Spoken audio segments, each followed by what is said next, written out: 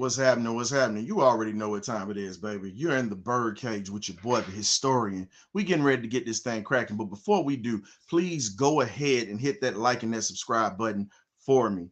And we're going to continue to keep bringing the content. But until then, go ahead and enjoy the intro. We got a lot to go to today. Okay, y'all, this is it.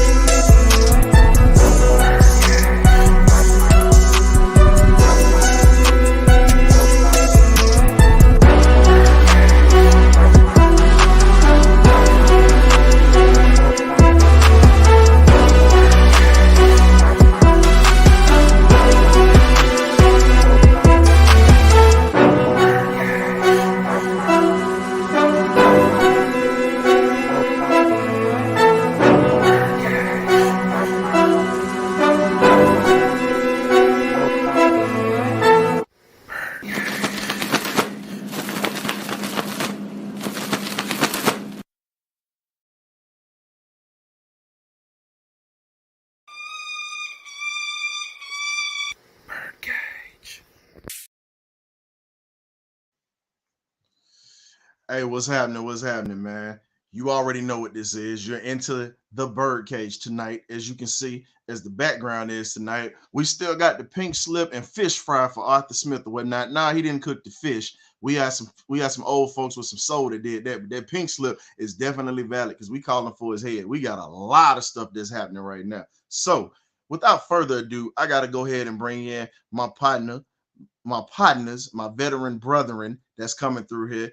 Got to bring in my main man, K-Dub, and my guy, Graybeard. We got Coast Guard, Army, and Navy into the building tonight. What's going on, fellas? What it is, today. Glad to be in the building. Glad to be in the show. I'm ready to get on this fish fry. And yes, sir. We definitely getting ready to get up on this fish fry because we about to fry Arthur Smith today in some hot grease. What's going on? I see you got the Army paraphernalia on today. I was waiting on Sunday to rock the Coast Guard stuff, but I see you already on it, my G. What's up? Hey, what's going on? Hey, first and foremost, happy Veterans Day. You already know what it is. Army strong. But man, we got a lot to talk about. Oh yeah, we got a lot of stuff we getting ready to talk about. But let's go ahead and get this thing started, and let's go ahead and get it right. I just had to get my camera adjusted a little bit. So first thing that we're going to talk about today, we have on deck Arthur Smith starts Taylor Henikie, and he's the starter for the Cardinals. Let's go ahead and start there. Even though last week was his first start as a Falcon, he's been around the league for a couple of years, and he's got a 12-12 record now officially. He's got a 500 record with one tie. Now, what can we do to actually see if this young man is actually going to bring this thing home? Because Cardinals are a bad team, and we literally need a win before this bye week comes. So how do y'all feel about Taylor Henikie getting a nod from Arthur Smith for pretty much for this next game? And do you think it's going to continue during the season? I'm going to let my resident Army soldier start first, and then I'm going to slide over to my 7 C's brother, Mr. Killian K. Worthy. So how do y'all feel about that? It makes sense. Because if you look at the offense was rolling with Henikie. Mm-hmm. Even though he had one tournament, but he still was confident in the pocket. Mm. He was going through progression, or whatever the case may. So it makes sense. I mean, if we can't beat a Cardinals team, even though they beat Dallas, and they beat them badly, with the same quarterback that beat us. So, Yeah. That's I don't know, man. We better not lose this goddamn game. Yeah, that can echo. I'm trying Is to it on you or is it on me? I don't know. Who you hearing up there, K-Dub? It might be me. But me, that might be you. Try it again, Glenn. Yeah, it might be me. I'm gonna bring you right back on. So while I'm bringing Glenn back on, what you got, K-Dub? I'm echoing. Also, I'm gonna step off. All right. So sorry about that, ladies and gentlemen. I'm still gonna bring everybody back on. Do you guys still hear that echo? Just let me know because we're actually gonna get back to it. So just want to make sure that we got everything squared away on our end tonight, ladies and gentlemen. One moment. All right. So my guys were echoing a little bit, so we got it. But what I'm going to say is while we're waiting for the guys to get back in here, my thing with Taylor Henikie is this. I really believe that Taylor Henikie should be able to win this game against the Arizona Cardinals. Their defense isn't the best. You know, Josh Dobbs left and came over to Minnesota and beat the Falcons on Sunday. That was just awful. That was embarrassing. But on the other hand, most folks don't realize that young man is not, he's actually an aerospace engineer and carried a 4.0 GPA while he was at Tennessee. So when you look at the intelligence level, it's there, highly intelligent. And the guy learned the playbook literally within 2 days. And all he's doing is getting better. So for us to give up the draws the way that we did on Sunday, that was awful. So I'm going to go ahead and bring my guy K-Dub back into the building. But I think with this, we got Kyler Murray starting, and you have this kid, Taylor Henikie, that's starting on Sunday for us. Do you think if he wins a couple of ball games, do you think he's going to be a stopgap, or do you think Arthur Smith is going to be bullheaded enough to keep him as his starter permanently?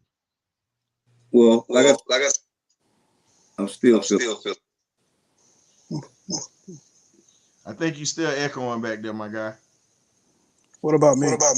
You're perfect. K-Dub, try it again. I mean, hold up. Yeah, go ahead. Yeah, I'm gonna bring K-Dub back onto the stage real quick. I'm gonna let him get that squared away. But sorry about that, OG. Go ahead and talk, Glenn. You were saying that you see Henikie being being on that. No, I'm just saying. No, I'm echoing. Maybe it might be the headphones because I'm not even echoing today. That's strange. I know, right?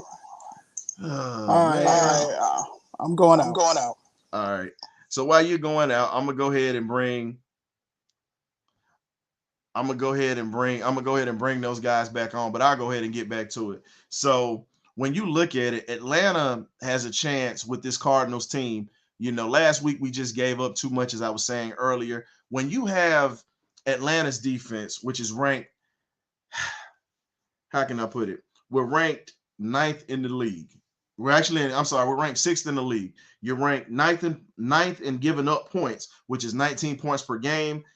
You're 8th in run defense, where you're giving up a little less than 100 yards a game. You're giving up 95 yards per game.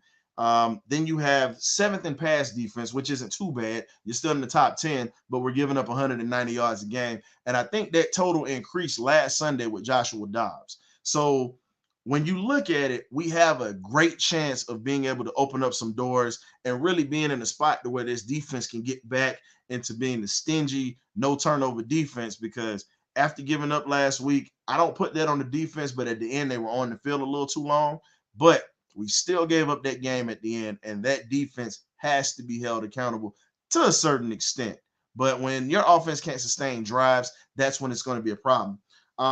And Atlanta's defensively, they're fourth in yards allowed per game with 285. It was a little less than that, but after that Minnesota game, we ended up getting to a spot where we were, where it just skyrocketed, unfortunately, because of missed tackles, piss poor coverage, and different things that literally hurt the Falcons.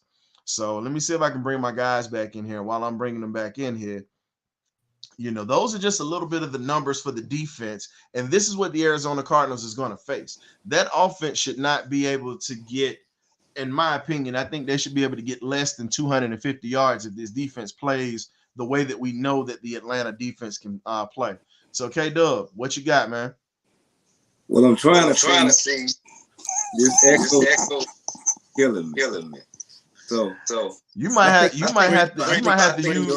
get away from the mic for a little bit. You might have to just go old school with micless. Yeah. I mean, I don't know. It's okay. My microphone was like that for the longest. So I definitely feel you on that. So we're gonna see if we can get K-Dub back in the building while he adjusts that. Glenn, what you got? Let me see if you're still echoing. Am I echoing now? It sounds good on my end. So everybody that's watching tonight, does it sound like he's has an echo? Just go ahead and type in the chat for us or whatnot so we can see. No, I hear it. Oh, you still echoing? Yeah. Wow. This is just different. But you know what? Small things to a giant. We're going to get through this, and we're going to push through as we always do, rolling like an 18-wheeler. So I'm going to keep this thing fresh while y'all fix the mics real quick. So y'all let me know when y'all back in the chat. So it's all good because I've had issues with my mics as well. So I apologize about that, ladies and gentlemen. But getting to the next topic, we're going to go ahead and, push along. We're going to bring those guys out. So the next topic I have for the group, how can the Birdz get off the mat after 2 straight losses? And I'm not just speaking on the offense. I'm speaking on the team as a whole, because the defense has kept us in games. Younghoe Koo has kept us in games. That's another topic that we're going to get to, but I'm not going to jump on that just yet. But the offense is still trying to figure out how to catch up. So what's going to happen now is excuse me, I almost choked on my words. Very rarely that happens. Let's get to it. So the issue that the Falcons face right now, you lose 2 straight games. You're trying to look yourself in the mirror. You're trying to regroup, readjust, and see what's going to be the next phase of action of how you can fix and salvage this season, at least going into the bye week 5-5 and being at 500. Still a possibility. You dig yourself into a hole when you're 4-6. You dig yourself into a bit of a hole. But if you go into this as 500, I think everything will be all right. But with everything else that's happening with the Falcons right now, scoring touchdowns is something that this team has to do. The defense gives this offense chance after chance. I literally just gave you all of the categories from pass defense, overall rushing defense, and pretty much a total defense. Everything is within the top 10. They're not below number 10. They're not below 10. So looking at the Falcons, they have a great chance to put themselves in a spot where they can make some stuff happen. Now the question is, can the offense keep the defense off the field and sustain drives so we can have that crisp defense when they're on the field? And can we get the rotation going when it comes to the defensive line? Because we see them rotating, but we like to see them rotate a little bit more so we can actually get a little bit better pass rush and fresher legs during the game. Now, the one thing that we're going to have to do to sustain drives is get that running game going. Tyler Algier is a bell cow, been a bell cow of consistency. Bijan Robinson, he's a guy that's still learning the game on a professional level, and he's still getting things squared away when it comes to learning how to be a professional. So I'm going to bring my guy Graybeard back in here. And Graybeard. What's up? Let's see if we still got an echo going. I got K-Dub that's working on his in the back. I'm going to see if I can bring him back as well. So let's see. K-Dub, are you there? Yeah, I'm here. But that echo, I think it's the StreamYard itself. That's what I'm thinking. It might be the StreamYard itself. So this thing, I was gonna say the joys of StreamYard, fellas. I know, right? It's all good. We're gonna work through it though. We'll work through it. Like I said, with this defense being ranked literally above the number 10 in all those categories, really puts Atlanta in a position to where this offense has to step up. Younghoe Koo right now has been literally carrying and actually been in a spot where he's been Mr. Consistency with getting us points on the board. Our offense marches up and down the field, but they become non-existent in the red zone. So with us getting off the mat, we have to do some soul searching. And I really think that I really believe that we've got to be in a spot where, how can I put it? You're not going to get no good leadership and accountability from Arthur Smith right now. We obviously see how he's handling that with the press. You can shake your head all you want to. I'm going to call it like I see it. Arthur Smith has the spinal cord of a jellyfish. It's just what it is. Arthur Smith has the spinal cord of a jellyfish, and literally he has the bite of a fangless cobra right about now. So when you talk about it, it's got to be these vets that step up. It's got to be these veterans that come in, and it's got to be a players only meeting where the defense, offense sit down, and these leaders got to get up, and somebody got to say something to the offense like, hey, y'all got to get y'all head out y'all behinds, because we can't keep staying on the field for long periods of time and you guys aren't doing your job, because we already lost Grady for the season. We need to have a sustained drive, and we need to get points after that. So what you got, Glenn? I actually expect Lindstrom and Matthew to step up and be the voice of leadership. I honestly do. Because that's where it starts. Well, that's where it starts. Up front. So for me, if we're gonna win this game, we're gonna win this game. Yeah. Austin Smith does not need to call play. He does not need to call play at all. He just needs to manage the clock and try his best for adjustment. That's it. And Octavius just came up and said Arthur Smith can't. He said he can't chew mashed potatoes right now. Dang. I mean, mashed potatoes. In other words, that bite is not there. So looking at this Falcons team right now, it's atrocious right now. I mean, we have chances to make things work, but let's go ahead and talk about this right here. I'm gonna switch the subject real quick because we're starting to put out ways that we can get off the mat. But one of the most consistent players that we have right now is Younghoe Koo. Younghoe Koo has been clutch. People tried to trash him earlier this season, saying he missed field goals, and Younghoe Koo was pretty much, and they're saying it was the number 6 that was the jinx. No, Younghoe Koo was pretty much getting his feet up under him. He was getting back used to being, he was getting back in stride. As Frankie Beverly and May say back in the day, they trying to get back in stride again. That's what he's doing right about now. He's getting in stride. He's kicking field goals, and he's literally putting us in chances to win ball games when this offense is stalling like a 1975 hoopty. I'm sorry. I'm not even gonna say a hoopty. I'm gonna give you a model of a car. A 1975 Pinto. That's what it's reminding me of right now. That's what the offense looks like. You have a Ferrari. You got a Ferrari with a Pinto engine, dog. That's what it is. Come on, man. Nah, man, we got to call it. We got to call it for what it is. Arthur Smith is too stubborn. Here's the thing. Arthur Smith. So he said. So Scoop says those misses were warning shots. I agree. But here's the question: when are the warning shots gonna stop for this offense? When we're like on the 1 yard line, and when are we gonna run Tyler Algier up the middle? I get that you want Bijan Robinson to be your feature back. I get that you want this guy to make you look like a genius. But let's be honest. The consistent running back that we've had has been Tyler Algier. Bijan's made some great plays. He's made some great splashes, but Tyler Algier on the 1 yard line, that's a gimme right there. And we got cute trying to run Jonnu Smith. No disrespect to Jonnu because he did it in Tennessee and was very good. But with the way that this offensive line has been up and down, you don't take a chance. You go straight for it. I mean, that's ego. And here's the offense. And here's the thing. Offensively, since a lot of people want to know what that is, we're 11th overall offensively. So we're in the top 20, but we're not in the top 10, which we were at one point. But after last week, we're 11th overall. We only have 15 touchdowns on the season.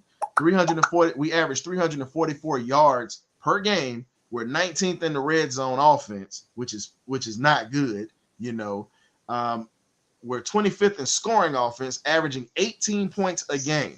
Good Lord. According to Pro Football Focus and ESPN and many other sites that have football statistics. So I'm not just pulling these numbers out of my behind. This is research that has been done. So if you don't believe me, I'll go ahead and provide the links in the regular chat so you guys can see that and check those numbers out in your own time. But also, we're 17th in pass offense right now. 17th. We're averaging 219 yards a game passing with 8 touchdowns. And then we're 9th in rushing offense, and running should be our identity because this is what Arthur Smith brings to the table. We're 9th in rushing, top 10, not bad, 124 yards a game. We only have 7 touchdowns on the season. We should at least have about 15 touchdowns on the ground in the red zone. We have more field goal than touchdown. Exactly. Who do we have? The only less he does more he does because the previous team like he did more with people off the scrap part than he does with all this money. So I'm trying to figure out what's going on with it. He sounds very included his latest press conference backed off his earlier in the Lord and all that. He's backing in the corner and trying to he made a mistake. I can make mistakes. He wants to have one back. But I still say 5 victories. And if you fail to win against this Arizona Cardinals, it's going to be on and pop. I agree.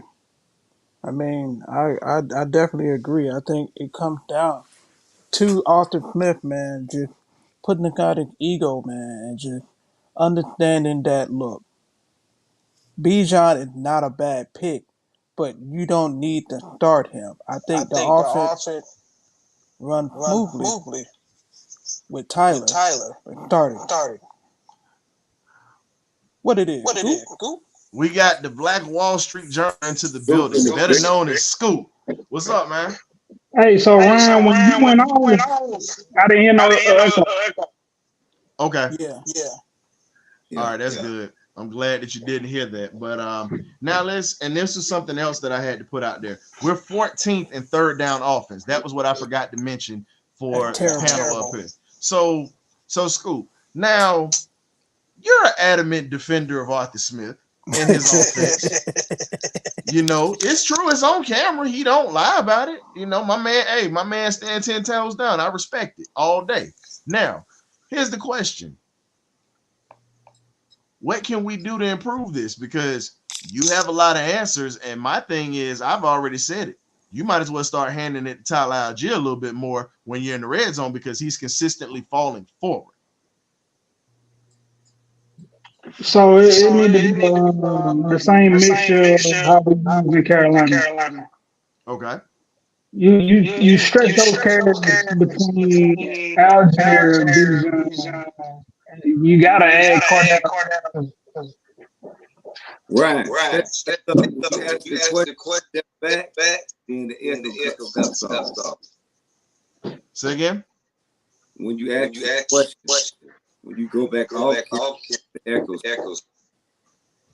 Let me see. Hold up. Do we got more than one device open? Somebody probably do. Answer the question now. So yeah, man, I'm just saying, we just go back to week 1 with Carolina. Go ahead and just split those carries, like split those touches. And it ain't even so much about Bijan carrying the ball in the backfield. It's about him just getting touches. Right. Because you can get him out there in open space, like you utilizing him better. Because I I mean, agree. Sark already said he was the best receiver that he had at Texas, and he was their running back. Nah, it's Ryan. Yeah, that What might about be now? you. I think it might be me. Yeah. Yeah, it's on your turn, Ryan. So it's on Ryan, mine. you got more than one device open. Nah, I just got only one. I only got one device open. Cause soon as you clicked off, everything was smooth. Everybody can hear clear. Well, they was hearing the echo earlier from y'all, so I guess it's spreading tonight. But you not echoing this us. I'm just saying. I'm trying to figure that out right now because I'm not even. You're saying I'm not echoing right now. I'm trying to figure that out. Like, dang, what the heck? I only got one device running, man. I don't have two devices running. Yeah. So okay, so what if you mute? So here's the question I got for you. Now, with this offense that we have right now, Scoop, we have a lot of things that's going up and down right now with this offense. Period. No consistency. We've seen them look like world beaters, and we've seen them look like they don't even know what they're doing. They look like bumbling Clark Kents. That's the best way to describe it. Now, are we going to be able to get that same production that we did out of the Texans game? With this offense, with the play calling that we've had, or are we going to expect more of the same thing where it's like it looks like we're world beaters and then come out in the second half and we get close? So I don't expect offense, but I do want to piggyback from last week. We get in the red zone 20 times. You should have enough creative plays, and you got 3 running backs capable of running the ball. Run it 20 times in the red zone. End zone. Get a cool leg. Definitely. Mm-hmm. Exactly.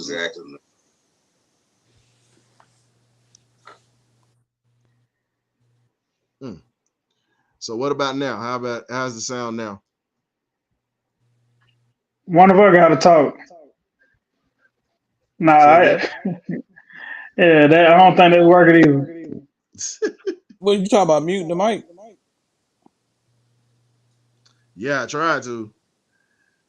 Yeah. So tonight is just weird. This is like a weird episode right now, man. Hey man, I thought Halloween was last month. I apologize. I guess the devil. Look, I guess the devil's busy tonight. Always, man. He 24/7. We apologize, everyone. Difficulties out there for the echo. Yeah. So let's see.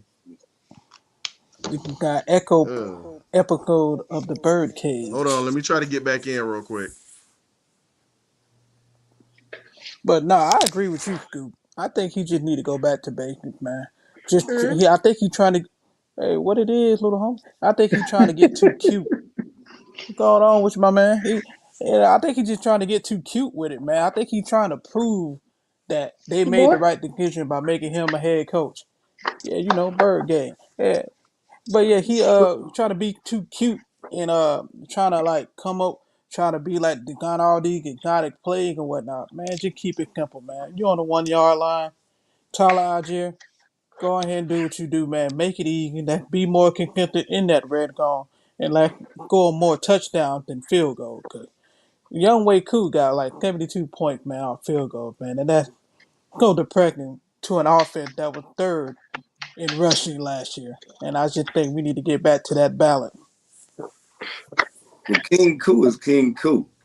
That's what he do. That's I mean, like I said, but the I key thing appreciate it. about the Smith is he needs to learn how to use the weapons and the toys that he has in the toy chest. That's the key thing. You get all these weapons and you don't use them properly.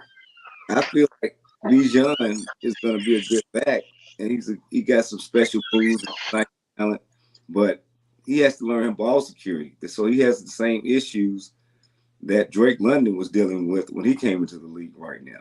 Okay. I would go with the sure hand because I need to secure my job, a la Arthur Smith. So I would go with the sure guy that went over 1,000, and then I would spell him with Bijan, because right now he would be in my doghouse.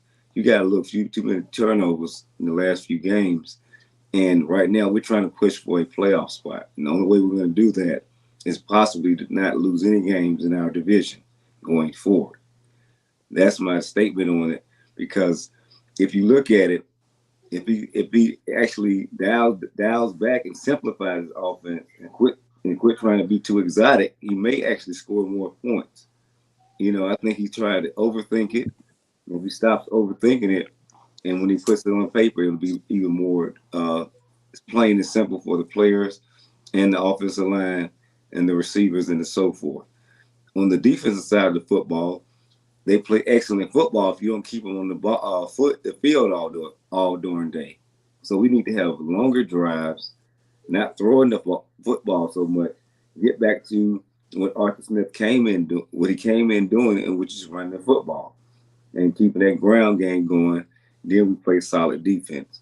If we keep our defense off the field for so long periods of time, then our offense can matriculate more points. Then our defense can actually keep the other offenses off the field and putting on less points. Because I feel like we put up 28 points the last game. That should get you a win in the league. Agreed. That's what I was saying.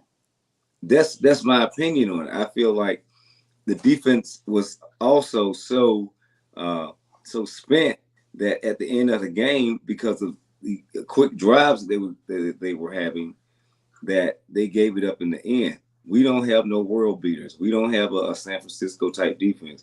I wish we would have been more aggressive in trying to go land a pass rusher, because that would have really generated a lot of fanfare with the fans, and also it would generated more QB pressure, QB sacks to help this team going forward. No, I agree. I mean, I just think the offense got to complement the defense, and the defense got to complement the offense. That means containing drive and using that clock management to help us, especially for the defense to get rest. And here comes that echo. Hey, so Ryan, if you hit more in settings and audio, do you have echo cancellation check? Yeah, I I got already it. had that check. Wow. Oh, yeah, it's 3 yards, man. Yeah, I had it, and everything else. Mic volume was adjusted. But we're gonna keep. Wow. You just say the question, and then we're gonna. All right. So here's the next question I got for you. So getting back to it, we already said how they can get off the mat or whatnot. Now, do you think Ritter's days are done as a starter?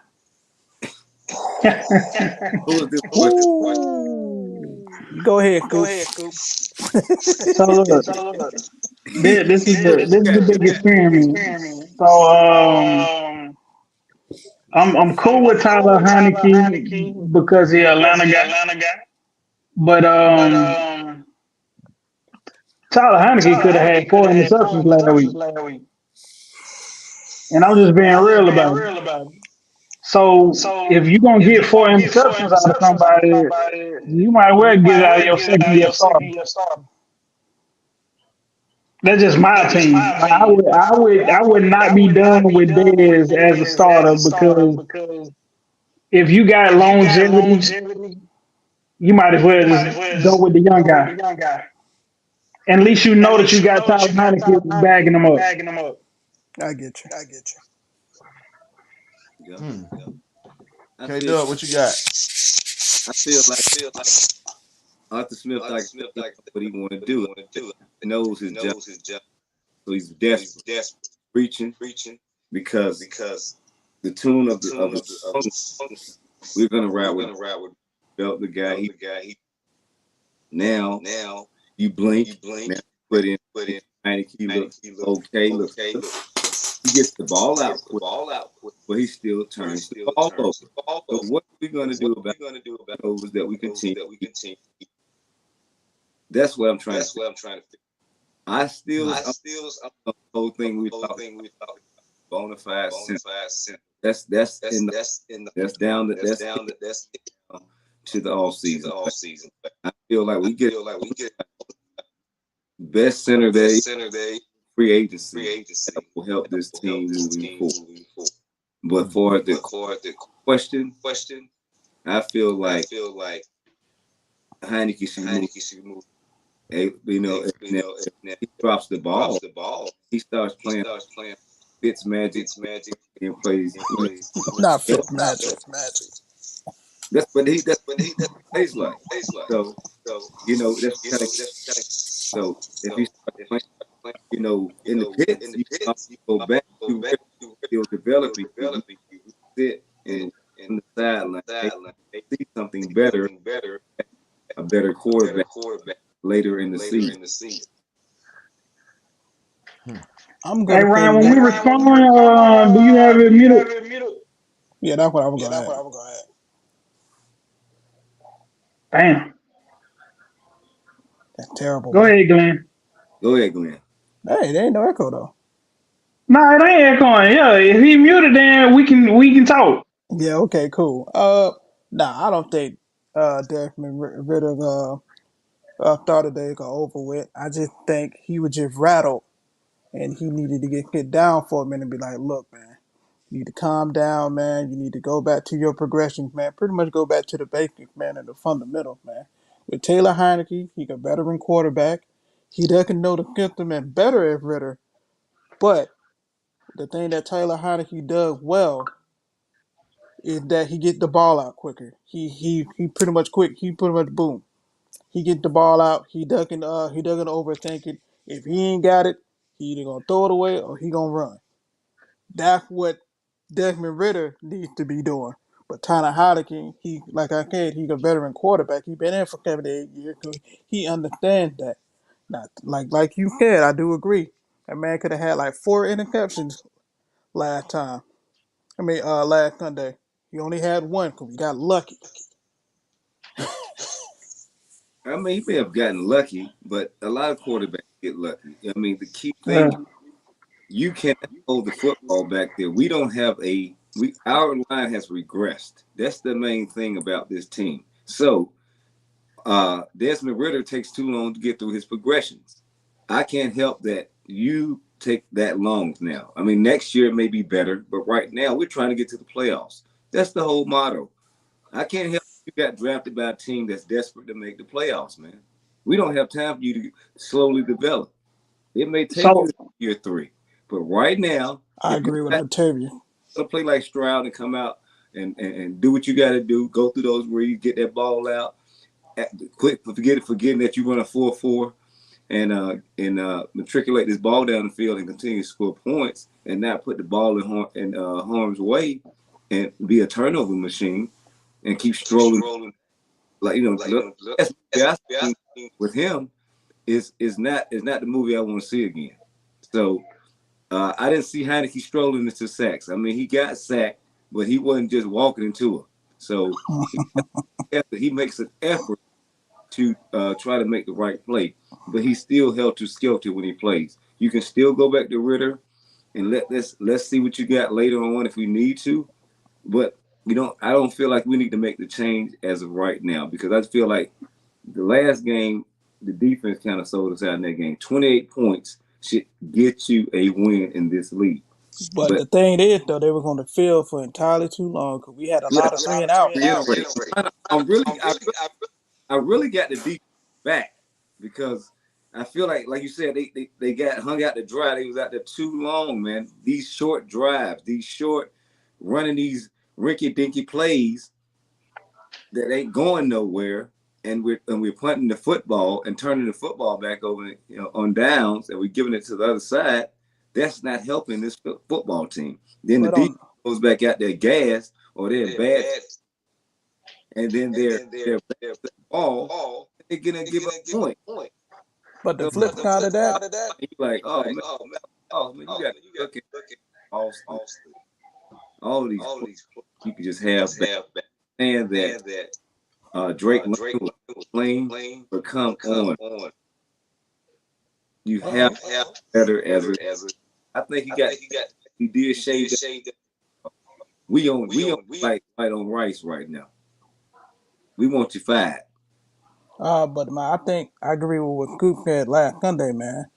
We got to look at our own special team too, man. We're not getting the even count on the field when we get punt return or punt coverage because we're averaging pretty much 13 to 15 yards in punt return, man. We literally averaging on the 17 or the 18-yard line or whatnot. That's not helping us. We behind the eight ball. So I think And there we need to improve in that aspect as well because that'll help out the defense as well too, and all gonna help out the offense and the thing and drive, and therefore they can catch their breath at Mm. least. And see, I'm with you, Uncle Steve. I want to be patient with Dez too. Now, I will say this, y'all. Like, the defenses look good all year, stuff for these last 2 weeks. But what would help is us scoring more points. I know what you said, K Dub. Scoring 28 points, you should win in this league. But at the same time, if like my first three scores were all field goals, and then I also helped our offense by getting a safety, I got to score a touchdown, and that's not what we're doing. Like even with the impress of everybody just putting on Tyler Henikie scoring 20 points the week before. Well, what happened to them 20 points in that first half? And that's my point when I said they benched Dez the week before because, hey man, it's the play calling and the execution that all got to go in hand to hand. And if they scoring points, now my guys get to pin their ears back and get after the quarterback. But next time you need to get out the quarterback and wrap them up and get them down instead of just playing flag football out there. Yeah. I mean, but I truly feel like we miss Jarrett that push up the middle because that's where he was escaping from. You know, we was coming around the edge, but he'll step up through the middle and get it out of there. But we'll have to adjust. And I think it's an adjustment period when you lose a great player, top 100 player in this league. So, I think after a couple of games, hopefully this game we get it together. We got some bargain basement players, but hopefully they can hold the fort down and at least be sufficient. Nobody's going to be another Grady Jarrett, but hopefully they can be a great stopgap for us to get us through the season. Well, here's my thing. I really believe that you can't just keep bringing guys in, when you're 30 cents short of a quarter, bringing these type of dudes in here, like I've said before. You got to start being able to invest your money when it comes to some of these players. The problem that Atlanta has had, minus Jesse Bates, best investment we've made, we got to start bringing in guys that are going to make impacts, and we're going to have to start investing into that offensive line. We brought in a defense. We did it off pennies off the dollar. We brought in a lot of vets, but we got to start drafting a little bit better. This is where your scouting department has to come in, and you have to have people that are adequate enough to evaluate talent. You have to have those type of individuals in the front office. The issue is you have people that look at talent, but the thing is they're not getting the right talent. I'll say it. You're bringing in guys that can play, but you're not bringing in guys that are going to be major impact players in the type of system that you're running. The scheme that we're running, we got some guys who can do some things, yes, but we have to bring in players that are going to be very explosive on the defensive side of the ball as well.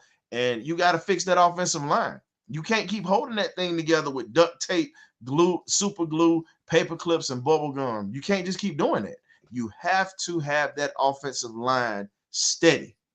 You have to be able to give quarterbacks time to throw the football. You have to be able to protect your investment that you got, Mr. Bijan Robinson, at number 8. You know what I'm saying? You have to be able to protect Tyler Algier.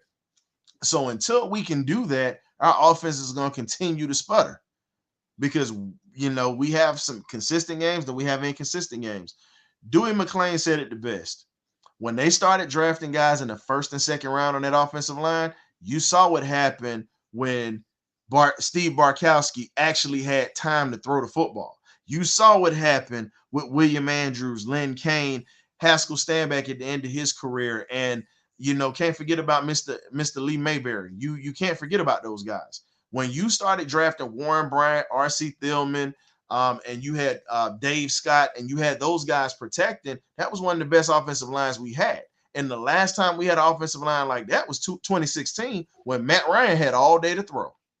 So until we get that offensive line squared away, I don't expect us to really make no noise because pass protection has been a problem. Again, we're ranked 17th in pass offense. We only have 8 touchdowns this year with 200, and we only average.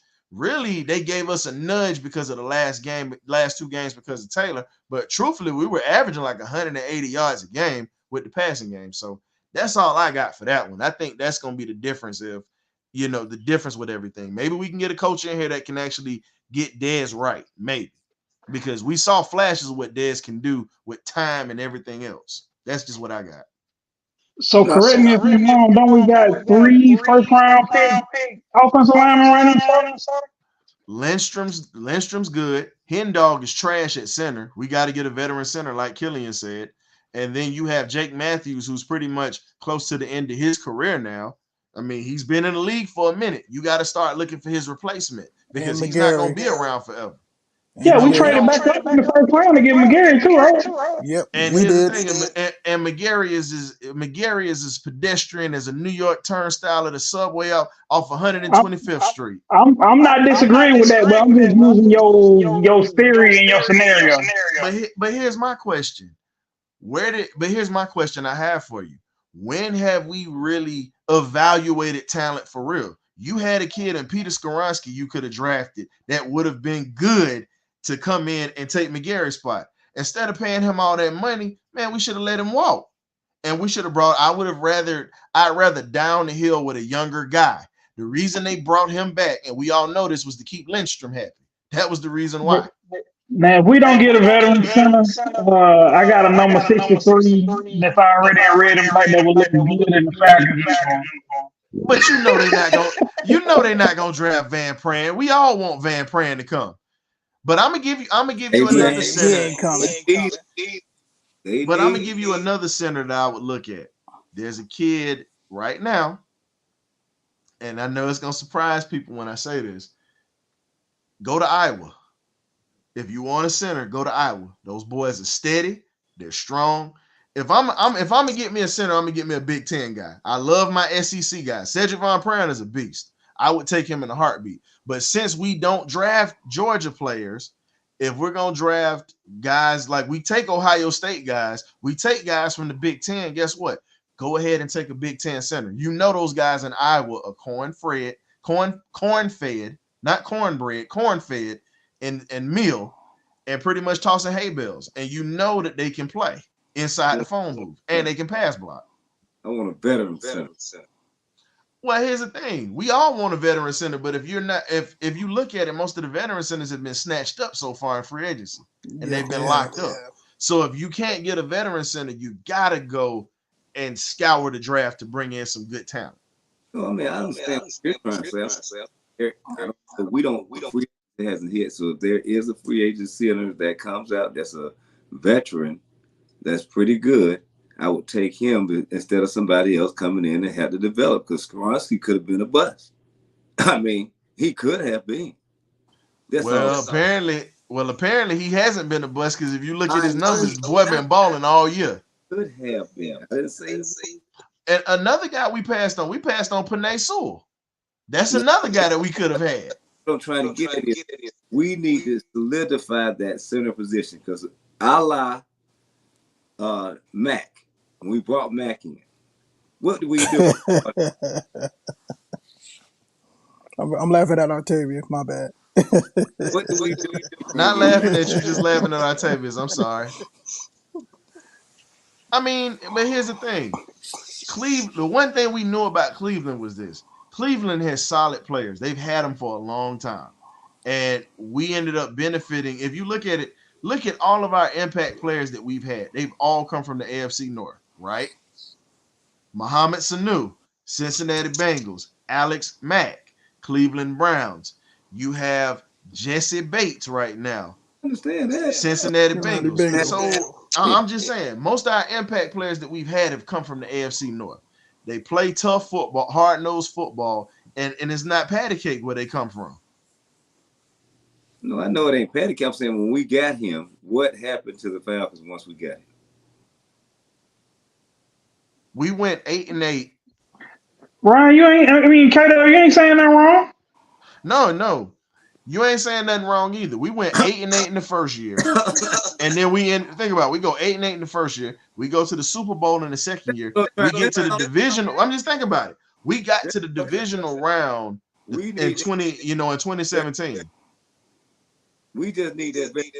That's what I said. So we went to a Super Bowl when we got a veteran. You're trying to bring a new quarterback, Ritter or whoever it may be. We need somebody to help them call it out, man. So I don't want to go with a guy that might be good coming out of college, that may be good, possibly be good. I'd rather go with a guy that's been in the league, has done it, and that's gonna be in here like a veteran. That's just what I prefer. But I mean, I got a question. Wait a minute. I got a question for you. Now you say that's what you prefer. Now here's my question I have for you. Where did Alex Mack come out of school at? And he came out of Cal, right? Yeah. Pac-12. Now let's think about this. Now you're talking about a guy that came out of a school that's known for its academics. They've had some great football players to come out of Cal. Marshawn Lynch, Aaron Rodgers. Mm-hmm. Now you got Alex Mack. Alex Mack was Aaron Rodgers' center in college, and he opened up the lanes. So when you play for a team like Cal, you know that you're not dealing with dumb kids because that's a hard school to get into, hard school to maintain your grades in, and a hard school to graduate from. So it's not like we were dealing with a dummy. So the intelligence level was high off the rip. I would say, and Deshaun Jackson too is another guy that graduated out of there too. Can't forget him. But I'll just say this, man. I agree with you on the veteran center part, but here's the thing. Most of the veteran centers that are actually worth two dead flies smash, they're all taken right now. There's nobody coming up off contract, and most of these teams are not letting these guys walk, and they're re-signing them and giving them money for stability. We got outbid from Chicago, and we had a guaranteed pull-up with Josh Sweat. And we let him off to Chicago. Well, they need to get that friend. Man, come on, dog. Our front office, literally, and I'm not gonna say everybody in the front office because Terry helped build that defense. But on the offensive side of the ball, the front office has dropped the ball. Terry helped build that defense. You know, with the money we got, we're gonna have money next year. But just think about it, bro. We had a chance to bring in Sweat. We let him go. You've had a chance to bring in Deshaun Watson, which, you know, we know Deshaun used us for a springboard to get that money. I ain't mad at him. He got his bread. He did. And I'm just saying, most people aren't trying to even come to Atlanta. Jesse Bates chose to come to Atlanta. Just like DeJounte Murray, I'm switching it to the Hawks a little bit. Just like DeJounte Murray chose to come to Atlanta. Calais Campbell chose to come to Atlanta. Like, you got some of the good players that everybody's like, oh, well, we got those vets. They chose to come here. Not many people want to line up to come to Atlanta because they know what the history is. They know the front office is not invested in truly winning. You look at that when you see the type of head coach they hired. I'm sorry. I know Scoop gonna get on me about it, but I'm sorry. We all know that was a nepotism hire. You can say it's a lazy take, like you said in the chat. It's okay. It's a business decision. Arthur is a businessman. That is a New Yorker that's trying to get some money. He wants to win, but he also want to make sure his pockets stay nice too, because the product that's been put on the field has not been generating dollars. Because think about it, Scoop. How many fans do we have that's fair weather with the Falcons? When they win, we got all red and black. The whole city is behind them. When they lose 1 or 2 games, how many of them disappear? A lot. Think about it. They don't get the support like that because most of the money that comes into the city and into that stadium come from visiting fans. So my biggest point with the hire is the man worked his way up the rank. So I get why he was hired. I don't think that it had nothing to do with his daddy. It got everything to do with the fact that Tennessee was the #2 rushing team in the league. They beat New England, they beat Kansas City, and end up losing to Baltimore in the playoffs. So answer this for me. Now you brought that up, which is awesome. Now I want you to bring. Now you brought that up, which is a very great point. Now me and you talked about this earlier. Now you have a chance to have an Eric Bieniemy that comes in. Man, help Alex Smith get to. You can roll your eyes. Alex Smith got to the AFC Championship game. Pat Mahomes came off the bench, and he had talent, but he had to have somebody to push him to get to the point to where he is right now. Pat Mahomes says, to this day, without Eric Bieniemy, I wouldn't be where I'm at in my career right now. And everybody that's played up under him has said he's had a great influence on their careers, and he's put those guys in position to win. Because think about it, Andy Reid is gonna make that, he's gonna make that final decision. Andy Reid learned from Bill Walsh and Mike Holmgren from being up under those guys. The assistant coaches, like Eric Bieniemy, let him know what pieces he needed for his offense. Arthur Smith does not listen to Dave Ragone. Arthur Smith makes all them decisions, dog. You know this. You want to know why Eric Bieniemy didn't really get a chance being head? Yeah, he's got a pass that most of these front offices didn't want to deal with. Not just that, he worked for Andy Reid. Of course. So if he was working for Dan Quinn and they won the Super Bowl, it would make sense. But the confusion is Eric Bieniemy the brain child of Kansas City, or the Andy Reid that had success? Okay, well, here's the thing. You had Doug Peterson, who was an assistant of Andy Reid's, just like Eric Bieniemy was. Doug Peterson didn't win until he got to Philly.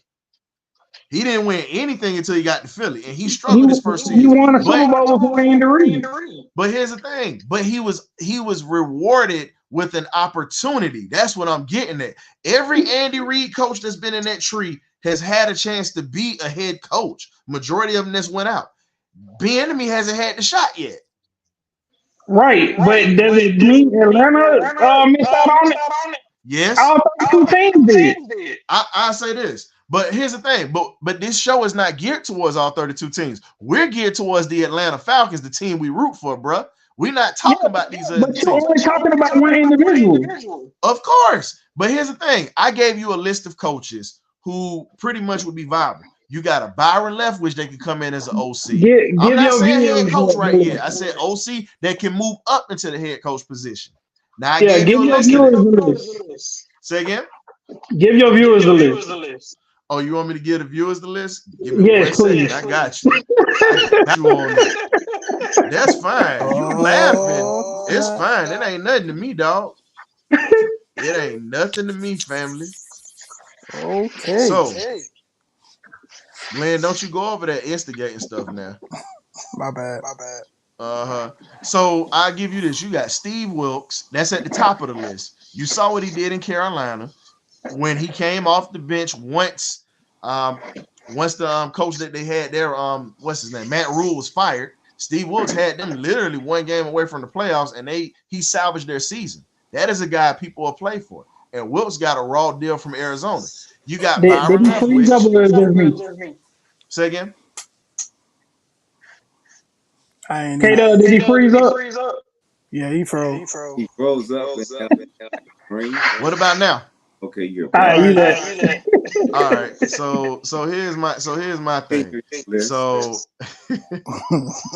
what'd you say, bro? So just think about it. So you got Byron Leftwich, you got Steve Wilkes, you have Lovie Smith, you have Mike Singletary, you got Jim Harbaugh that's trying to get out of trouble right about now with Michigan. Because here's the thing: if he walks away from Michigan, he definitely, if we was to fire him, you definitely give that man a look. 2 NFC championship games and a Super Bowl appearance, and he did that with Kaepernick. With drama. Keep going with your list. But here's the thing, though: did they have drama? Did they have drama when they beat us and went to the Super Bowl?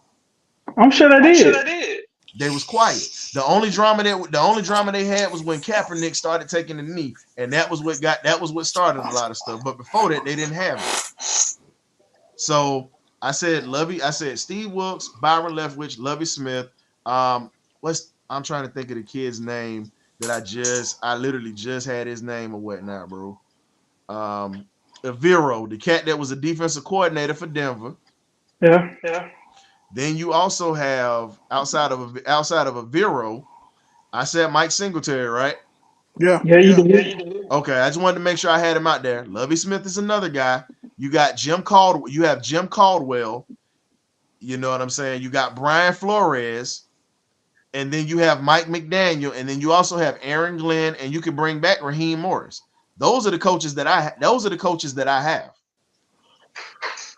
I like Brian Flores. That's what I'm saying. Brian Flores was a guy who turned that Miami team around from being a laughingstock. So the guy that's in Miami right now is reaping the benefits of what Brian Flores built. And all he did was add Tyreek Hill, and he added a couple of veteran pieces from free agency pieces from other teams, and pretty much add his own seasoning into it. Like, let's just put it this way. But he Yeah, and he added a running back. But just think about it. The foundation of that team was already built. Your roux. So let's say it like this here. You got your gumbo. That roux was already made. You already had everything in it: the sausages, the crab legs, the rice, the okra. You got all that in that pot. The only thing he did was add a dash of salt and a little pepper with that. It was already ready made for him to take over. So you had that man to turn around a Miami franchise that was floundering. If you can turn the Dolphins around and have them winning ball games, what you think he's gonna be able to do to Atlanta with pieces that's already established? Man, look at the cat out of Houston. Exactly. DeMarco Ryans. DeMeco Ryans. Most of the Alabama fans gonna kill me for saying that. He be like, get his name right. He's an Alabama linebacker. A running back kicked a 33-yard field goal in that game. That was because his kicker was hurt. That's because the kicker was hurt. But it's fair to say that dude kicked field goals in high school, and he did it a few times in college. So it wasn't like he wasn't foreign to it. But still, though. Oh, I'm sure. I'm pretty You impressed. ain't gonna put Pat Mahomes a backup punter. Yeah, because he used to punt in high school, and he used to drop punt at Texas Tech. I guarantee you never see that field. I got 400 million reasons why. Well, yeah, look, you already know the gun team, they don't care if they take the penalty, they gonna take Pat Mahomes out. all day. But here's the thing, fellas. The reason I'm saying those lists, and I'm gonna bring it up. I know it's gonna be some people that's gonna be a little mad about it, but we talked about it in the chat. Here's my thing. You brought in Terry Fontenot because you wanted to keep people quiet. Because everybody started to say, man, look, why can't we start having opportunities in the Atlanta franchise for African Americans in leadership positions? Now, this is a topic that we brought up and we talk about off the camera, but it's okay for us to bring that up here because let's be real. Atlanta's the city of black millionaires. You look at the cradle, pretty much the cradle for the civil rights movement. You have so many things that have taken place in this country. And let's be real. You had a black president in office and served 2 terms in office before you have a black coach in Atlanta. And we've been taking a lot of recyclables and first-year coaches that get tossed to the wayside like a recycled bottle on trash day. Yeah, I mean, for a city had a black mayor, as long as it has, like, it's kind of odd, but I just feel like it's time that's the only thing we haven't done if we are going to move on from Arthur Smith. Go ahead and delve that way and see what fruit, because look, African American you hired as your GM actually cleared your books up, so he actually helped this franchise in that aspect. So he did. He did. Hey, look, I feel like it's time.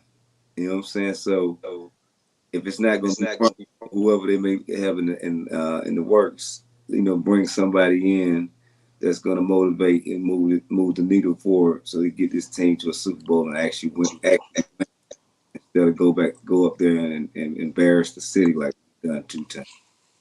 Well, 80, my thing is, oh, I'm sorry. Go ahead, Glenn. I'm sorry. I was no, getting you ready to good. give a number. Nah, 85% of the NFL is African American. If you notice, every staff has to have African Americans on their staff because a lot of these coaches that are head coaches can't relate to a lot of the players that come through that organization.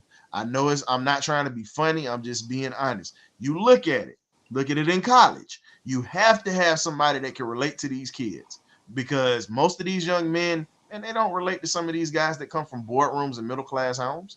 You got guys that come from middle class spaces like that, and I'm not making it about race. It's just the fact that when are we going to do what's right and give opportunity? Because don't get like Martin Luther King Jr. said, don't give me a handout, give me an opportunity. Because what that does is create the credibility for someone who's worked up the ranks and that has put in the time to be a head coach. Because like Coach Prime said, when he was going to Colorado, most of those coaches that were at the HBCU level that he was coaching against, a lot of them never got opportunities to go to the next level. You look at the Steve McNair's brother. You know what? I'm gonna go a step further for you. We've had a couple of guests on our show. One of our guests is one of the best coaches in HBCU history. You know, you talk about Dr. Joe Taylor, and then you also have Coach Bill Hayes, two HBCU coaches that won national championships that were not afforded opportunities to move up in the coaching ranks to go to PWIs. Now, Bill Hayes was a running back coach and the first black coach in the ACC, and he was a running back coach. The AD was not going to promote him, but if you look at it, Bill Hayes coached at every HBCU around the state of North Carolina and had winning records at every school that he coached at, along with 2 national championships. Joe Taylor has 5. He did it at Hampton University. So it's not just on the collegiate level, it's in the NFL level. You know, the Rooneys were the first to do it. The Raiders started it. But, you know, looking back at Fitz Pollard, first African-American coach in the modern game, not after the 60s, but in the 30s and the 40s, he was a coach during the time of racism and everything else, and he won championships. So it's not the fact that we as black men, we see this, but it's the fact of a lot of these black men that are qualified are not getting opportunities to be in a position of leadership to relate to these young men. And I feel like we need more of that around opposed to these retreads and these doggone jokers that are recycled to each team. Go ahead, Glenn. oh no, I was just gonna say, man, I agree, man. I think we need to be more, diverse. We need to have more opportunities. But I'm gonna heap back to you about the scouting department. We have to get that fixed first. That has to be fixed. I mean, I understand that, what I'm saying, about the draft pick or whatever, man. To me, man, we can't always go on the excuse, oh, we don't draft well, we don't draft well. It may have 31 other teams can draft well, but we can't. Something got to give. I mean, we can't keep missing out on draft pick. We didn't draft Kyle Pitt to block a jet sweep on the 1 yard line. We drafted Kyle Pitt to be a difference maker in the offense and to be a mismatch against the secondary and be a red zone threat. We haven't done that yet this season. We already know why we drafted Drake London. We already know why we drafted B. John Robinson to give this offense more versatility and be explosive and whatnot. But we don't have an identity yet. We thought we had addressed that identity last year when we were one of the top 3 rushing teams in football. And now it's like we almost got amnesia and we don't know what our identity is. So we need to go back to the basics. No, we don't need to go back. That's how I football. Our head coach just, like he said, his name is want to get cute, Mr. Get Cute. Run the ball, man. Play great defense. That's it. What do you think, Coop? Come on and defend him. Come on, Scoop. No, Defend him. I'm not gonna write them off. No, I'm just messing want him around. to I'm just lose messing the around ego. with Scoop, man. It's an inside joke we got. No, I'm still stuck on this coordinator list, but I mean, I'm with you, Glenn, about the identity. It ain't no identity, and I mean, he admitted to it. Like he's saying that he don't want to be one dimensional. All right, well, show us what you got, Well, here's because my right now question.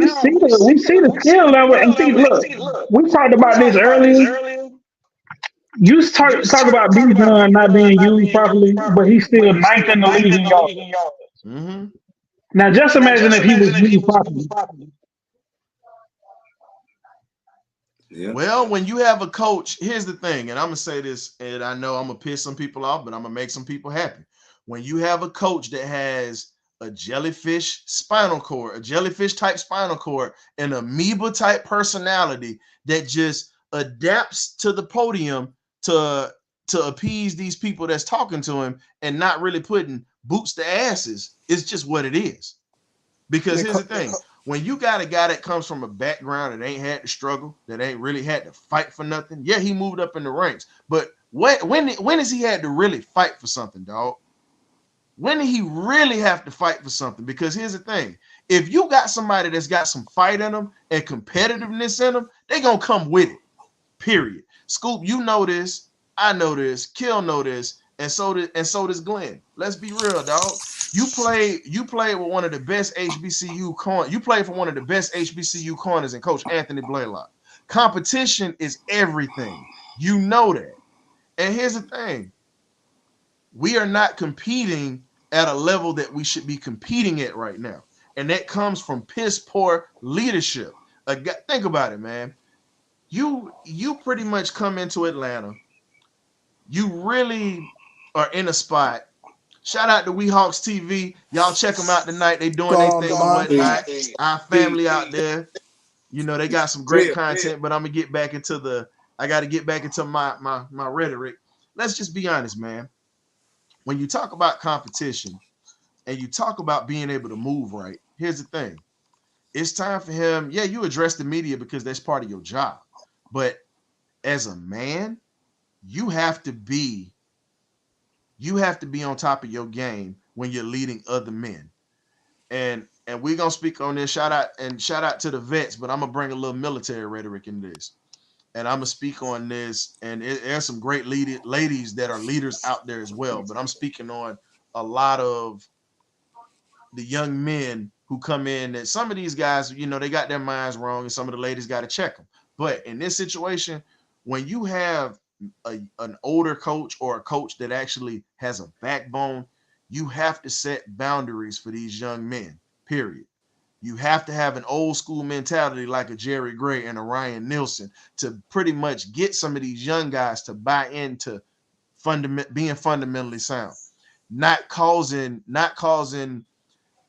bad mistakes and penalties for unnecessariness. You can't be selfish when there's a team goal. When you're in the military, you learn this. It's country, it's pretty much service to country, your crew, and then yourself comes last. You're always last at the totem pole. You're working for the team.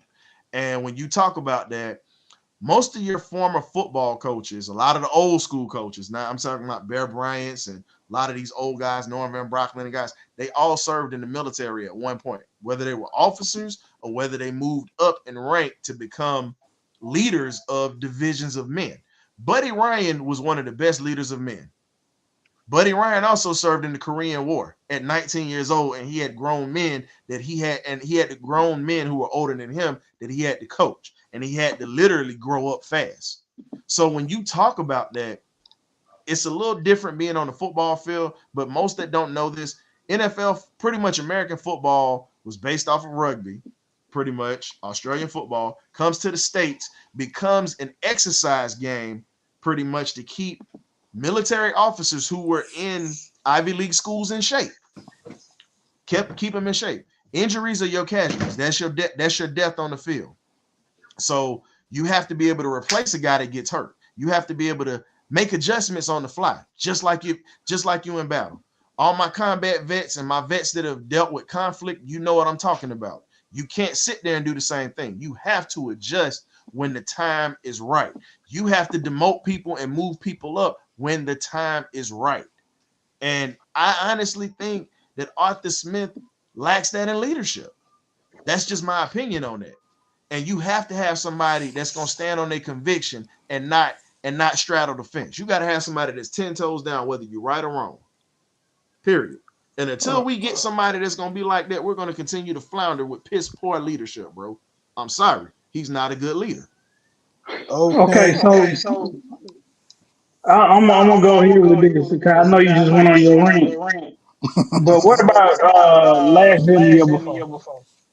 When he didn't have a talent out there, but he was able to galvanize that team and bring in people who were undrafted, late round picks, utility players, and turned them into top 100 players. Like, what about that? How is that not leadership? Well, here's the thing. You got guys, first off, you got guys that was playing for a job. Let's be real. You got guys that were playing for a job. You can sit there and say that, but here's the thing. You have guys that were playing for a job. Most of those guys are one-year players trying to get a job and find a home. Most of those guys that played for us last year. So when you're desperate, it's a few things. When you have like they say, and I'm gonna go back to military, just like boxing, same thing. You have a man that's hurt, they fight harder. You have a man that's desperate, they fight harder. And when you have a guy that's starving to get a paycheck, he's gonna fight harder because he need a job. And all of us have been at one point in life where we've all had to dig down, and we've had moments of desperation, and you got to do whatever you got to do to make it. That is the reason why that team was galvanized last year. But at the end of the day, the results were still the same. No division title when you had a chance to do it because of piss poor decisions on his part. And then you also have no playoff appearances because of his decision making. So it all points, like you say, when you point your finger like this, what happens? When you point your finger, you got all those. When you put your thumb up, you got 4 fingers that's pointed at you. All that directs right back to Arthur Smith. No playoff appearances, and we still couldn't win a weak division. So that comes back to his leadership. Well, they still have an opportunity to win the division this year, so we'll see what happens. And opportunity eventually runs out. Now, I'm not trying to be pessimistic, but let's be real. In the NFL, we have windows, and most of those windows are not long.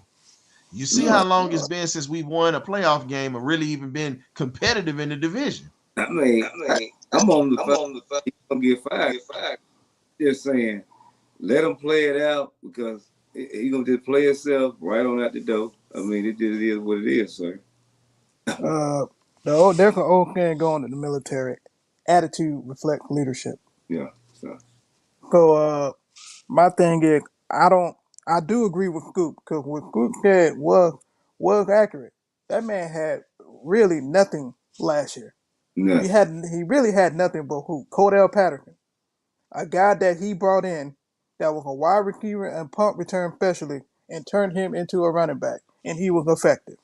So we got to give him credit, kudos on that. But now he didn't have everything. So look, we gave him the rein to the draft.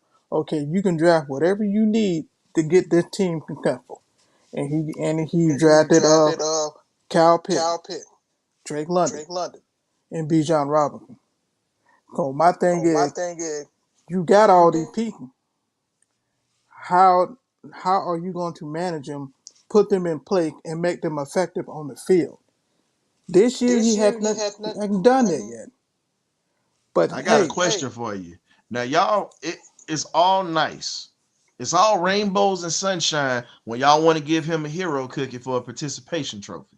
But again, no, I'm not saying you, but I'm just saying there's a lot of people that's on the fence with that, and I'm not saying you specifically. Now, if I was saying you specifically, I'd call you out. Now, let's keep it real. You either win or you don't. We have missed the playoffs. You've won games. Yes, you're supposed to win games.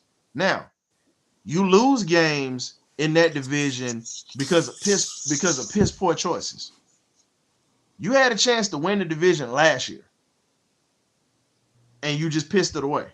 Right now, we're 2-0 in the division, which is a great start. But the question is, dang, your scratch was kind of loud there. My bad. But shoot, you know what? Arthur Smith making me itch with some of the stuff he called. You know, I'm allergic to losing. I've been losing for a long time. I got a big rash on me, but it's all good. But here's the question, man. When are we gonna start cashing in on the opportunities? Because opportunities are far and few. You have a chance to win this division right now and put yourself in a playoff game. New Orleans is the one team that's gonna probably give us the toughest game out of the division. We can sweep Tampa. Carolina's not good, but here's the question: what are you gonna do when we finally play New Orleans? Are you gonna win this, or are you gonna piss it away? I think that we can win it, man. So I think that even at 4-5, this is not something that I'm hitting the panic button on. Like, yeah, we done went back-to-back seasons with 7 wins, but we all know that this defense alone, if they don't turn the ball over, if the offense doesn't turn the ball over, we can get about 3 or 4 more wins out of this anyway. Yeah. The issue that I have is that the mistakes that have been made, they're correctable, but we have to give them an opportunity to correct it. And at the same time, I'm looking at the NFL in a totality. It's not that impressive. It's not like outside of Philly, which hasn't even looked good, but they got one loss, some kind of reason. The NFL hasn't looked good as a whole. So I don't think that like us being 4-5 is like the end of the world. But those issues that we have that's leading up to those 5 losses are correctable. And that's the reason why I have the optimism, because I can see if we were getting blown out every game, and then I would say, or I would agree with you and I piggyback with you on, chop Arthur Smith head off. But this is a pride thing. This is an ego thing for him. Yeah. Calling plays. And the reason why is because, hey, I want to prove to everybody in the NFL I can call plays too.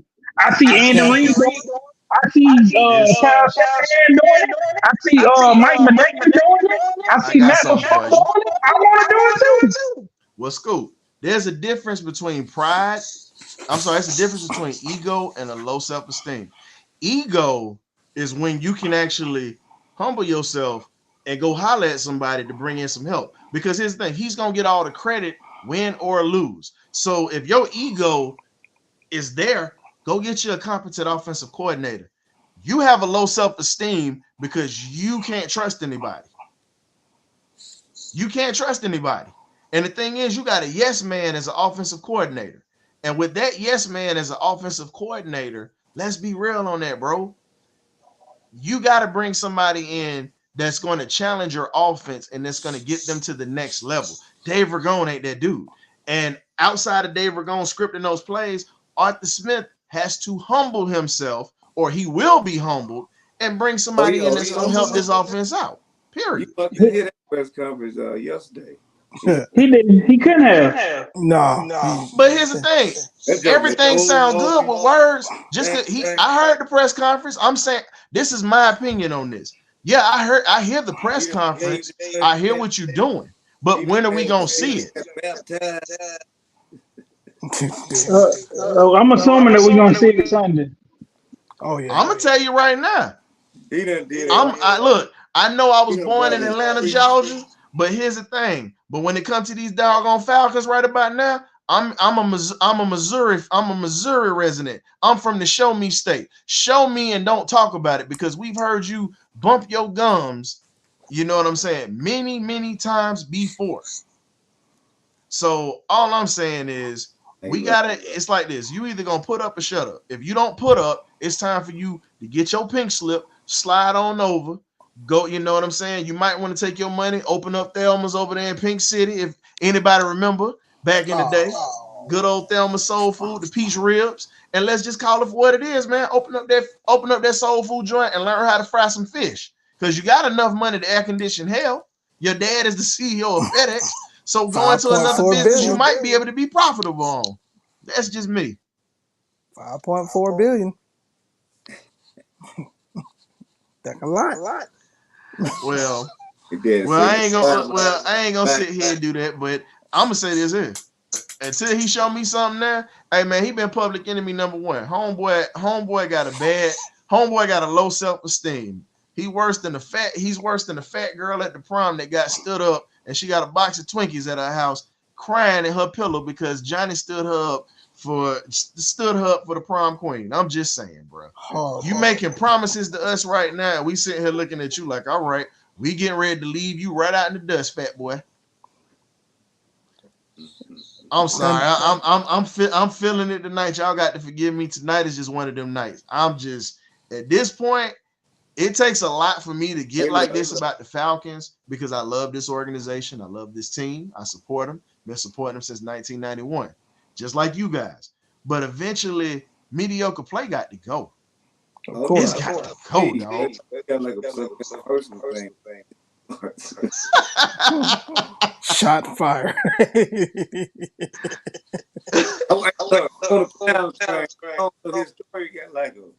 He just chaps my butt. Arthur Smith. You really went there with that, huh? You really went there with that. Oh Lord, we got to all the Smith called winning your rant. That's the reason why we echoing on StreamYard. Yo, so we got a new viewer in here. He says we need Colin Kaepernick, fellas. No.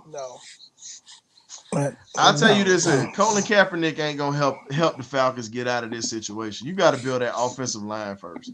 Cap, here's the thing. Cap is a little too far removed from the game. Cap got his money and he chilling. Yeah, he had too many seasons. All it takes is one hit. Yeah, right now here's the thing. He got his however many millions Nike gave him. That man that rolled off into the sunset. That man ain't trying to play no football no more. They gave that man 120 million. He good. Of course. That's my cousin. That's my cousin right there, Charisma Keith, man. That's my big cousin, man. He over here talking trash. What's up, cuz? Go prediction for the game. Bankhead veteran over there. Yeah. Go prediction for the game. What's the final score? 30-18. I like that. I'm gonna go about 35-10, something like that. What you got, Scoop?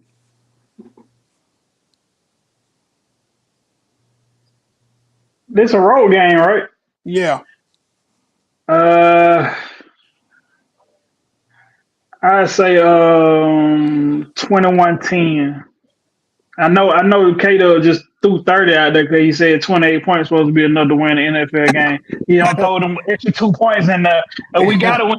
We don't throw them extra 2 points in there.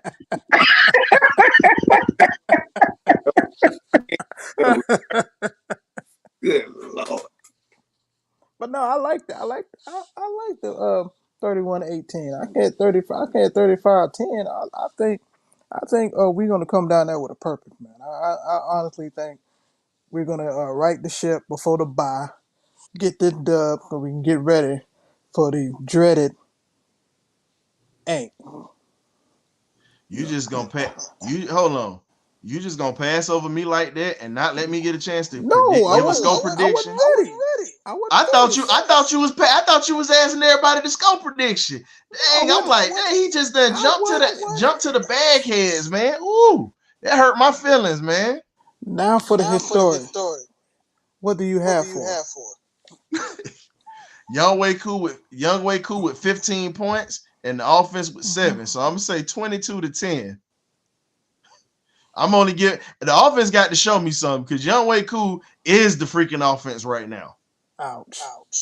He got 70. Think about it. He's got 72 points, and he's leading the NFL he's leading the Falcons organization in points. and he's ranked high with 72 points. You better be a Pro Bowler. That's a non-negotiable part, man. But anyways, man, we got Hold on. Charisma We got one more. 28 to 9. I like that. The Cordarrelle Patterson comment. What do you think? I'll just say this. I think Cordell Patterson was really speaking out, and this is just me. I think he probably was speaking out to the fans saying, y'all must have forgot who I was, but he also might have sent a subliminal message. Oh yeah. And was saying, hey, if you forgot what I can do for this offense, I think you need to remember what I was like. I know you got the kid and all that, but let's be real. We had a very good 1-2 punch before this dude showed up. So that's just me. Bijan Robinson is a talent, but hey, I trust the old man in this one. What do you think? How we know that CP ain't went to Arthur Smith and was like, hey man, you see that kid in Texas? That's me. Go ahead and draft him. I just feel it can happen. At the end of his career. Yeah, he at the end of his career, but darn well, look, CP done tried to recruit many people to come to Atlanta.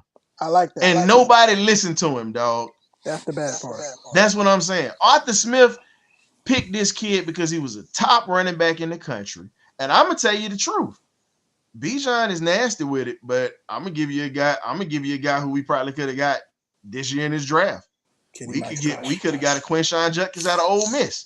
Bad man right there. Bad man. Just plays for a bad team. But all I'm saying is I really feel like this. Arthur Smith, you got to get in a better position. Well, you know what? I'm going to hold off on that. I'm going to wait. I'm going to let y'all get that, and I'm going to wrap it up. I'm going to wrap it up tonight. So with those predictions or whatnot, what do you think we're going to take into the bye week? A dub. No, not the dub. We already said we already addressed the dub. What I need to know is, with them looking in the mirror and having to reevaluate what they need to do after this game, going into that bye week, what do you think he's got to be? What do you think he's got to do as a coach and as this team when they look themselves in the mirror? What do you think they need to evaluate? Go ahead. You got 2 minutes on this one. So go ahead, each 2 minutes apiece on this one because we're going to wrap this thing up. For me, the identity. That work on that identity. If we're going to be a running football team, let's be that running football team with that going read. Let's not go away from it. Let's just stick to the game plan. I think when you try to get too cute with it and whatnot, you just mess up. So with anything going into the bye week, let's get back to what our identity was last year. Running the football, controlling the clock. Wait a minute. I'm gonna let you go. I gotta address this right here. Our running game is in the top 10. It's ranked 9th. It's not weak. That's a reach. It's not weak. You just talking right now, dog. The running game is 9th. Look it up in the facts. If you got a top 10 running game in the NFL, you should be winning. But the problem is, it's the play calling that's been killing us. The running game is 9th in the league, so that's not bad. If we was in the 20s, that'd be different. K-Dub, go ahead. What I feel like we need to work on going into the offseason is, well, how are we going to cut down on these turnovers? I feel like that's a shot this team in the foot. We turnover Falcons. Instead of Atlanta Falcons, call us the turnover Falcons. If we cut down on these turnovers, we probably could win more ball games. Cut down on your turnovers, block up front, and get back to what we do best, run the dang football, throw the football maybe 20 to 25 times a game and run it down their throat with whoever the running back is. But I still feel like Tyler Algier should start the party and everybody else come behind it. And Cordarrelle, you better be quiet because you should have got traded in the offseason, like I said. You ain't did nothing this season. We ain't talking about what you did last year. We ain't crying over spoiled milk. That's old news. What have you did this season? Never be hurt. I don't even want to hear you. You shouldn't even make no comment. Real. That's just my opinion on it. Go ahead, Scoop. Are All you right, so petty my with three it? phases of the football, man. It don't matter who the quarterback is because I feel like the Dez can move the ball. He just had turnover, just like Kato said. But regardless of who the quarterback, red zone offense efficiency.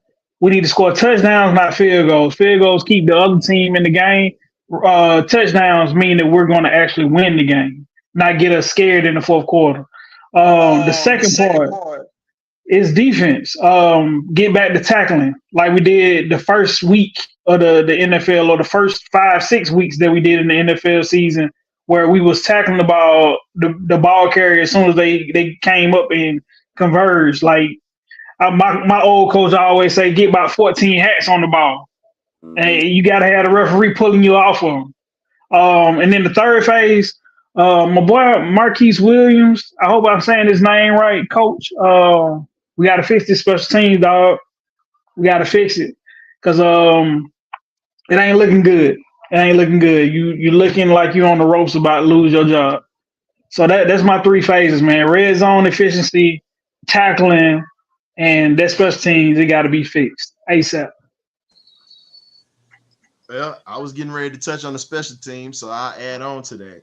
You got to take Mike Hughes off of that. D off is starting to play a lot more nickel now. So my thing is, even though off is a very, very good return man, I want to keep him in the secondary because he's been literally a difference maker being in that secondary since Jerry Graves had his hands on him.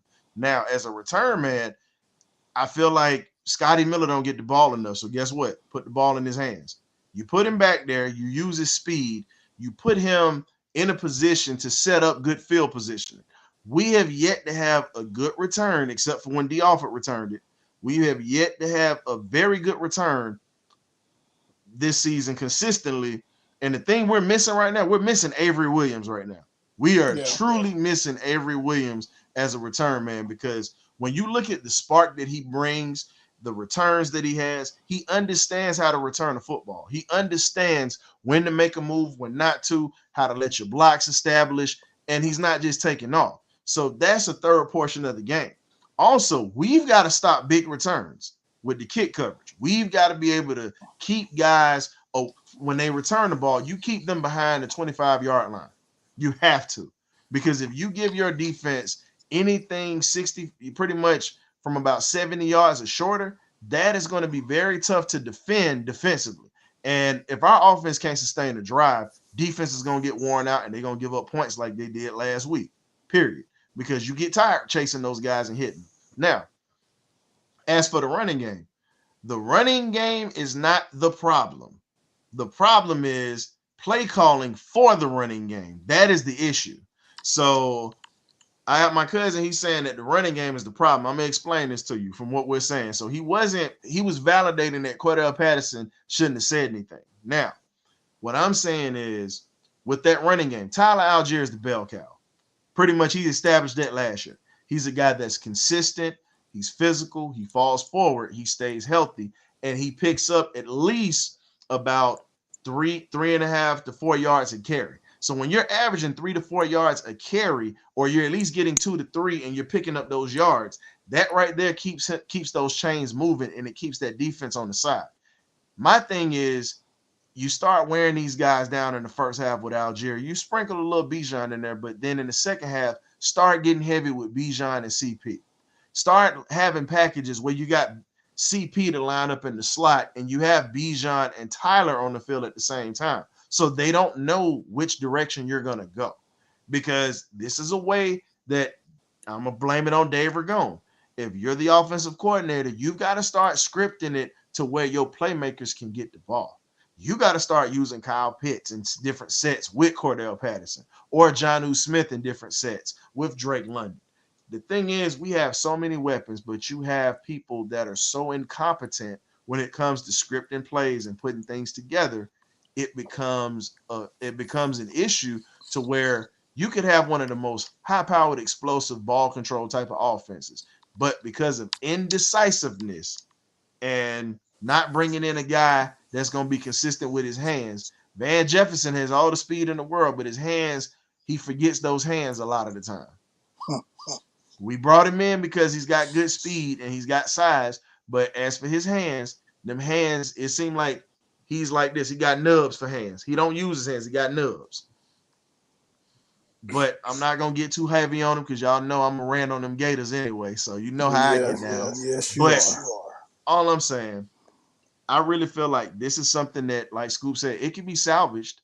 But the question is, can you salvage it in time? Because if you can't salvage this in time, this is going to become an ongoing problem, and you're gonna pretty much, you might be out of a job, depending on how Arthur Smith is. So I'm not gonna keep this going. We definitely gonna have this thing right on Sunday. I want to thank the crew for coming through, the magnificent BirdCage crew. We got our vets in the house. Shout out to the veterans. We got my dog Graybeard, Scoop, and my partner, my player partner, Mr. K-Dub Killianworthy, always known as Clutch. I am the historian. Y'all check us out next week for the BirdCage. But on Sundays, check us out for the party line of the benediction. We're looking to have a party line going into this bye week. So y'all be safe. Y'all be easy. Tell your family you love them if you see them. And we definitely appreciate y'all for stepping out with us. We apologize for the technical difficulties this week. We're definitely going to try to have these hashed out. So y'all check us out next week. And we definitely will see y'all then. Y'all be easy. We got love for you. Peace.